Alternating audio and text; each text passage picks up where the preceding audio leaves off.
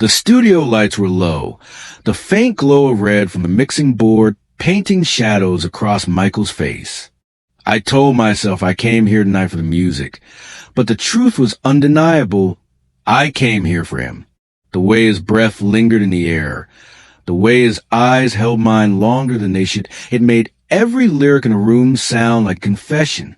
I didn't know if we crossed the line tonight, but when his hand brushed mine over the keys, I felt my world tilt. His passion wasn't just music. It was fire, and I wasn't ready for how completely it would consume me.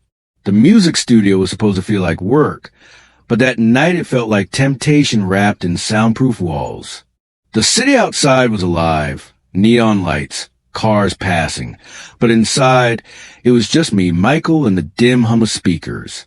The faint smell of coffee and dust from well-used equipment filled the air. Michael sat at the mixing desk, dark brown hair falling slightly into his eyes, stubble catching the soft glow. His black t-shirt stretched across his shoulders, and the faint tapping of his fingers on the console wasn't about rhythm. It was about nerves. He looked at me once, and then again, like he couldn't stop. "Play something," he said, his voice low but commanding, as if music could hide what was happening between us. I sat down at the piano tucked in the corner, hands trembling slightly as I pressed the keys. Notes filled the room, soft and imperfect, but Michael didn't care. He leaned against the piano, close enough for his shoulder to brush mine, close enough for his cologne to blur my thoughts. Every note seemed to carry a weight it never had before, like my fingers weren't just playing chords, they were writing confessions. I felt his gaze on me, heavy, unrelenting, and when I dared to look up, his eyes were waiting. "You always play like you're hiding something," he whispered. And maybe I was. His hand reached out, slowly, deliberately, brushing over mine on the keys. My breath caught. It wasn't a dramatic touch, just fingers against fingers, but it felt like every wall I had crumbled at once. "Don't stop," he said, his voice quiet but thick with something unspoken. I tried to keep playing, but his hand didn't move, his thumb brushing my skin, grounding me and undoing me all at once.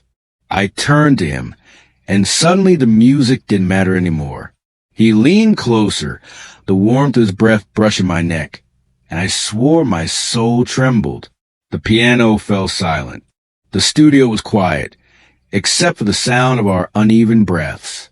"Michael," my voice was barely audible, a whisper, a surrender. His lips hovered close, but not yet touching, and it was almost worse than the kiss I craved.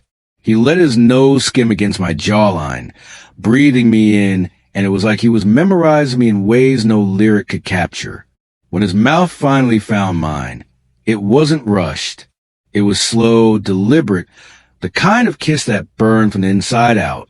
His stubble grazed my skin. His hands framed my face, pulling me in deeper until the world outside the studio ceased to exist. I melted against him, my chest pressed to his, my fingers curling into his shirt as if holding on would keep me from falling apart completely. The soundproof walls felt like they weren't just keeping the noise out. They were keeping this moment sacred, ours alone. He pulled me gently toward the small leather couch pushed against the wall, our lips never fully parting. I sank into it, my body trembling with a mix of adrenaline and desire I had never known before. Michael hovered above me, his dark eyes burning into mine. He didn't need words. His gaze told me everything.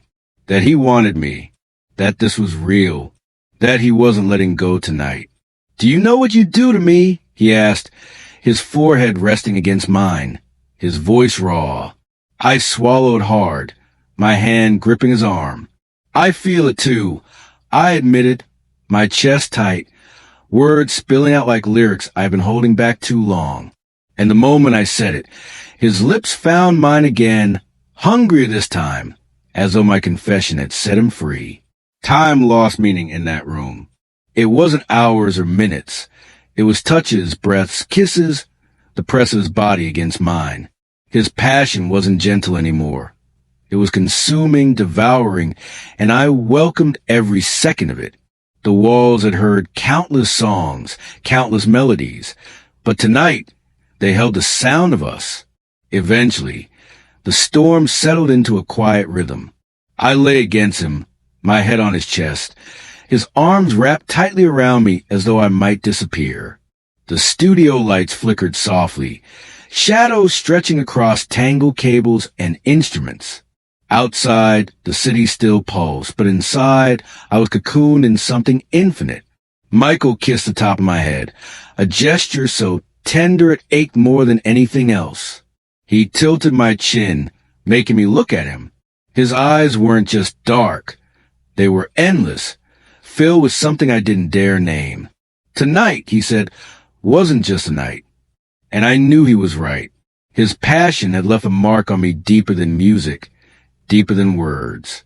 It left me aching, wanting, needing forever.